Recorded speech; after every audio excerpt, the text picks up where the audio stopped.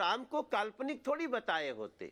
उन्होंने तो राम के अस्तित्व को ही नकारने का पूरा प्रयास ही नहीं, सुप्रीम कोर्ट से लेकर और गली तक, रामेश्वरम सेतु से लेकर अयोध्या जी तक, उन्होंने राम के अस्तित्व को नकारने के लिए एड़ी चोटी का जोर लगा दिया।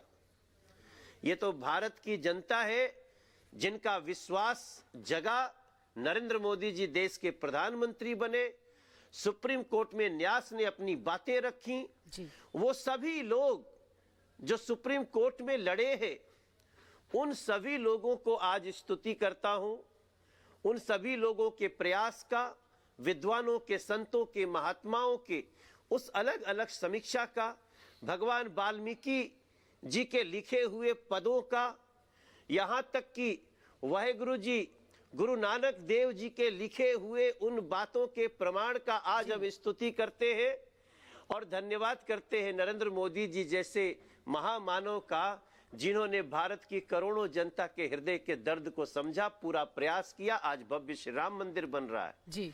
अगर दिल में नहीं है राम तो आंखों में आने का कोई कारण ही नहीं है। इसलिए ये लोग तो न्योता का नाटक कर रहे हैं। आप नेता होने के बावजूद जब बात करते हैं तो आपका कलाकार जो है वो जरूर जाग जाता है। जो बात आपने अभी कही है, विरोधियों के को आईना दिखाने को जो आपने काम किया, हम एक बार ये भी चाहेंगे कि जरा आप अपनी कलाकारी के माध्यम से, अपने गीत के माध्यम से भी उन राम विरोधियों का जवाब दें।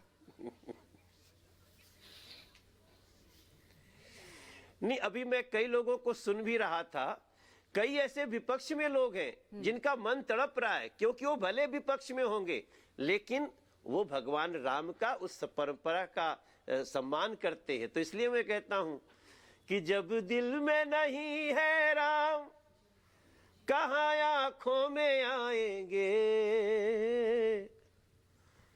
जब दिल में नहीं है राम कहां आंखों में आएंगे, न्योता लाख पठा लो लेकिन वो नए अयोध्या आएंगे, न्योता लाख पठा लो लेकिन वो नए अयोध्या आएंगे, जिस दिल में नहीं है राम। तो मैं तो कहता हूं जी, राम जी केवल एक अयोध्या जी से मत जोड़िए, ये तो भारतीय संस्कृति का मंदिर है और मेरा विश्वास है कि राम जी का कनेक्शन, वो संपर्क इस देश के छात्रों से, संतानों से, राजा से, माता पिता से, ये सब लोग राम से कुछ न कुछ ले सकते हैं। जो लेना चाहता है, जो लेना ही नहीं चाहता, जो मर्यादा का दुश्मन है वो राम का नहीं हो सकता, जो त्याग का दुश्मन है वो राम का नहीं हो सकता, जो राजा होते हुए पैदल शबरी धाम में जाने का एक मार्ग दिखाता है, वो अगर जो रास्ते पे नहीं चलेगा वो राम का कैसे हो सकता है। बिल्कुल, उनका पूरा जीवन काल ही ऐसा है जो हमें प्रेरित करता है जीवन जीने के लिए। लेकिन आपने अपना कीमती समय हमें दिया, उसके लिए बहुत बहुत धन्यवाद आपका। तो अपनी भावनाएं यहाँ पर व्यक्त करते हुए मनोज तिवारी नजर आए, जिन्होंने बहुत खूबसूरती के साथ प्रभु श्री राम की लिए प्रस्तुति दी, बहुत खूबसूरत भजन गाए और इसके साथ ही अपने विचार भी साझा किए। इसी के साथ एक और बड़ी खबर आ रही है यहाँ पर। बड़ी खबर आपको बता दें, महाराष्ट्र से है। महाराष्ट्र में विधायकों की अयोग्यता पर फैसला आना है। बड़ी जानकारी आप तक पहुंचा दें। बड़ी खबर आपको महाराष्ट्र से बता रहे, जहां पर महाराष्ट्र की सियासत पर दरअसल आज का दिन बहुत अहम और बहुत जरूरी हो जाता है। स्पीकर राहुल नार्वेकर ने अब इस पर बयान दिया है। आज ऐतिहासिक फैसला होगा, कानून के हिसाब से ही फैसला होगा, कहना है स्पीकर राहुल नार्वेकर का। अपात्रता के याचिका के ऊपर सुनवाई पूरी हो चुकी है और मैटर ऑर्डर्स के लिए रिजर्व किया गया है। इस मैटर के ऊपर आज निर्णय दिया जाएगा। ये निर्णय संपूर्ण रूप से कानून को में जो प्राविधान है, संविधान में जो प्राविधान है और सर्वोच्च न्यायालय ने जो प्रिंसिपल सेट किए हैं उसके आधार पर ही ये निर्णय लिया जाएगा।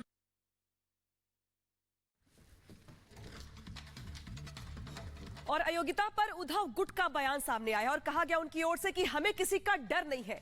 अंबादास दानवे स्पीकर को सीएम से नहीं मिलना चाहिए, फैसला हमारे पक्ष में ही होगा, ये उनकी ओर से दावा किया गया है। और ये कहा गया है दरअसल कि वो किसी से नहीं डरते हैं। जिस तरीके से बयान सामने आया अयोग्यता को लेकर के, उद्धव गुट का ये बड़ा बयान है कि हमें किसी से डर नहीं है, ये अंबादास दानवे ने कहा है। और ये भी कहा है कि फैसला उनके पक्ष में ही आएगा। महाराष्ट्र में विधान परिषद के विपक्ष के नेता अंबादास दानवे और उद्धव गुट के नेता जो हैं वो हमारे साथ जुड़ चुके हैं। फैसला आना है। राहुल नार्वेकर आज 16 विधायकों के अपात्रता पर फैसला देंगे। कहीं ना कहीं इसको लेकर के चिंताएं तो हैं उद्धव गुट में भी।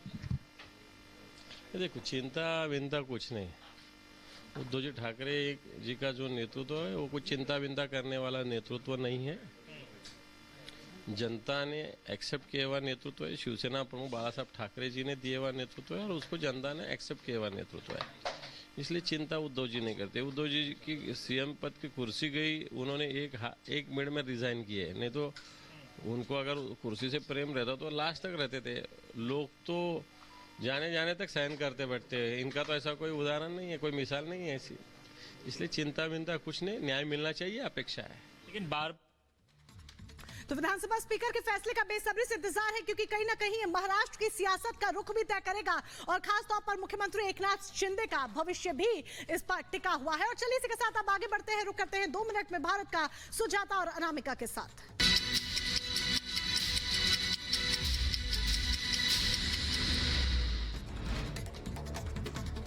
प्रधानमंत्री मोदी आज गांधीनगर में वाइब्रेंट गुजरात ग्लोबल समिट का उद्घाटन उन्होंने किया। 10वें वाइब्रेंट समिट में दुनिया भर के दिग्गज शामिल हैं।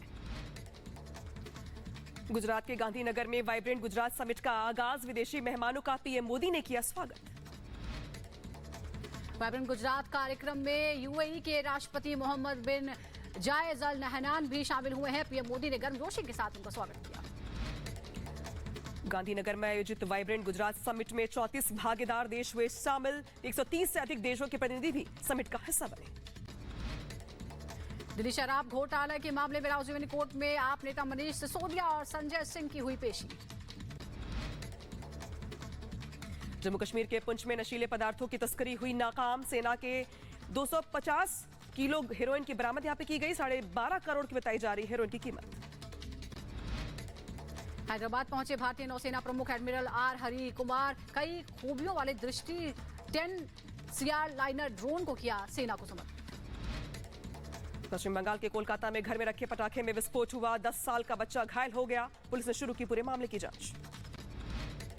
तेलंगाना के हैदराबाद में पटरी से उतरी चार मीनार एक्सप्रेस। नामपल्ली रेलवे स्टेशन पर ट्रेन के 3 डिब्बे डिरेल हो गए। हादसे में 5 लोग जख्मी।